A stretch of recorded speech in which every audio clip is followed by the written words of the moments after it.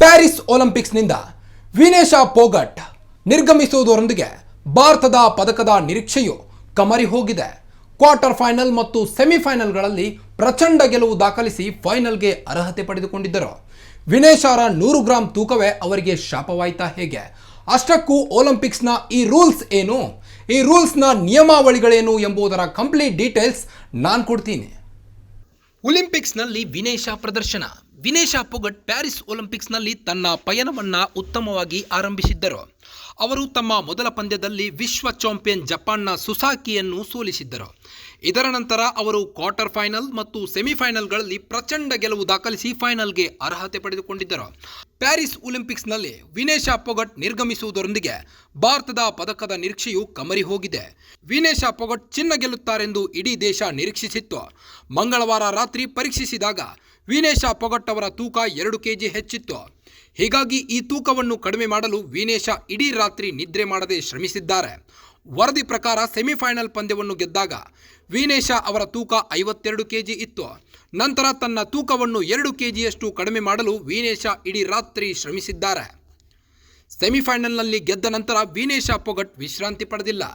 ರಾತ್ರಿ ಇಡೀ ಎಚ್ಚರದಿಂದಿದ್ದ ಅವರು ತನ್ನ ಹೆಚ್ಚುವರಿ ತೂಕವನ್ನು ಕಡಿಮೆ ಮಾಡಲು ಪ್ರಯತ್ನಿಸಿದ್ದಾರೆ. ಅಷ್ಟೇ ಅಲ್ಲ, ತೂಕ ಇಳಿಸುವ ಸಲುವಾಗಿ ವಿನೇಶಾ ತನ್ನ ತಲೆ ಕೂದಲು ಮತ್ತು ಉಗುರುಗಳನ್ನು ಸಹ ಕತ್ತರಿಸಿದ್ದಾರೆ. ಇದು ಸಾಲದೆಂಬಂತೆ ತನ್ನ ದೇಹದ ರಕ್ತವನ್ನು ಸಹ ಹೊರತೆಗೆಸಿದ್ದಾರೆ. ಇದರಿಂದಾಗಿ ಅವರ ಕೇವಲ ಒಂದು ರಾತ್ರಿಯಲ್ಲಿ 1 kg 850 ಗ್ರಾಂ ತೂಕವನ್ನು ಕಡಿಮೆ ಮಾಡಿದ್ದಾರೆ. ಆದರೆ ನಿಗದಿತ ತೂಕಕ್ಕಿಂತ ಕೇವಲ 150 ಗ್ರಾಂ ಹೆಚ್ಚಿದ್ದರಿಂದ ಅವರನ್ನು ಅನರ್ಹಗೊಳಿಸಲಾಗಿದೆ. ಒಲಿಂಪಿಕ್ಸ್ನಲ್ಲಿ ಕುಸ್ತಿಯ ರೂಲ್ಸ್ಗಳೇನು? ಕುಸ್ತಿಯಲ್ಲಿ ಯಾವುದೇ ಕುಸ್ತಿಪಟುವಿಗೆ ಕೇವಲ 100 ಗ್ರಾಂ ಹೆಚ್ಚುವರಿ ತೂಕದ ಭತ್ಯೆಯನ್ನು ನೀಡಲಾಗುತ್ತದೆ. ಅರ್ಥಾತ್ ವಿನೇಶಾ 50 kg 100 ಗ್ರಾಂ ತೂಕ ಹೊಂದಿದ್ದರೆ ಅವರು ಚಿನ್ನದ ಪದಕದ ಪಂದ್ಯವನ್ನು ಆಡಲು ಸಾಧ್ಯವಾಗುತ್ತಿತ್ತು. ಆದರೆ ಅವರ ತೂಕ 50 ಗ್ರಾಂ ಹೆಚ್ಚಿದ್ದರಿಂದಾಗಿ ಅವರ ಒಲಿಂಪಿಕ್ ಪದಕ ಗೆಲ್ಲುವ ಕನಸು ಭಗ್ನಗೊಂಡಿದೆ. ಕುಸ್ತಿಯಲ್ಲಿ ಪಂದ್ಯಗಳ ಮೊದಲ ಕುಸ್ತಿಪಟುಗಳನ್ನು ತೂಕ ಮಾಡಲಾಗುತ್ತದೆ. ಇದಲ್ಲದೆ 2 ದಿನಗಳ ಕಾಲ ಇದೇ ವಿಭಾಗದಲ್ಲಿ ಕುಸ್ತಿಪಟು ತನ್ನ ತೂಕವನ್ನು ಕಾಯ್ದುಕೊಳ್ಳಬೇಕಾಗಿದ್ದರೂ ವಿನೇಶಾಗೆ ಸಾಧ್ಯವಾಗಲಿಲ್ಲ. ಇದೀಗ ಫೋಗಟ್ ಅನರ್ಹರಾಗಿರುವುದರಿಂದ ಅವರಿಗೆ ಬೆಳ್ಳಿ ಪದಕವು ಸಿಗುವುದಿಲ್ಲ. ಹೀಗಾಗಿ 50 kg ವಿಭಾಗದಲ್ಲಿ ಚಿನ್ನ ಮತ್ತು ಕಂಚಿನ ಪದಕ ನೀಡಲಾಗುತ್ತದೆ. ಅಂದರೆ ಅಮೆರಿಕಾದ ಕುಸ್ತಿಪಟು ಸಾರಾ ಹಿಲ್ಡೆಬ್ರಾಂಡ್ ಫೈನಲ್ ಪಂದ್ಯವನ್ನು ಆಡದೆ ಚಿನ್ನ ಪಡೆಯಲಿದ್ದಾರೆ. ಆದರೆ ಕಂಚಿನ ಪದಕಕ್ಕಾಗಿ ಪಂದ್ಯ ನಡೆಯಲಿದೆ. ಇದೀಗ ಫೋಗಟ್ ಅನರ್ಹರಾಗಿರುವುದರಿಂದ ಅವರಿಗೆ ಬೆಳ್ಳಿ ಪದಕವು ಸಿಗುವುದಿಲ್ಲ. ಹೀಗಾಗಿ 50 kg ವಿಭಾಗದಲ್ಲಿ ಚಿನ್ನ ಮತ್ತು ಕಂಚಿನ ಪದಕ ನೀಡಲಾಗುತ್ತದೆ. ಅಂದರೆ ಅಮೆರಿಕಾದ ಕುಸ್ತಿಪಟು ಸಾರಾ ಹಿಲ್ಡೆಬ್ರಾಂಡ್ ಫೈನಲ್ ಪಂದ್ಯವನ್ನು ಆಡದೆ ಚಿನ್ನ ಪಡೆಯಲಿದ್ದಾರೆ. ಆದರೆ ಕಂಚಿನ ಪದಕಕ್ಕಾಗಿ ಪಂದ್ಯ ನಡೆಯಲಿದೆ.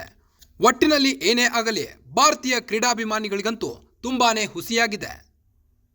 ಇನ್ನೇನು ಭಾರತಕ್ಕೆ ಪ್ಯಾರಿಸ್ ಒಲಿಂಪಿಕ್ಸ್ನಲ್ಲಿ ಬಂಗಾರದಂತಹ ಹುಡುಗಿ ಬಂಗಾರ ತಂದೆ ತರ್ತಾಳೆ ಎಂಬ ನಿರೀಕ್ಷೆಯಲ್ಲಿ ಫ್ಯಾನ್ಸ್ ಫುಲ್ ಖುಷಿಯಾಗಿದ್ರು. ಆದರೆ ಆ ದೇವರ ನಿರೀಕ್ಷೆ ಏನಿತ್ತೋ ಗೊತ್ತಿಲ್ಲ. ಕೈಗೆ ಬಂದ ತುತ್ತು ಬಾಯಿಗೆ ಬರಲಿಲ್ಲ ಅನ್ನೋ ಹಾಗೆ ಭಾರತಕ್ಕೆ ಮೊದಲ ಚಿನ್ನದ ಪದಕ ಕೈಚೆಲ್ಲಿ ಹೋಯಿತು. ಅವರ ಅನರ್ಹತೆಯ ಸುದ್ದಿ ಬರಸಿಡಿಲಿನಂತೆ ಭಾರತೀಯರಿಗೆ ಬಂದೆರಗಿದೆ.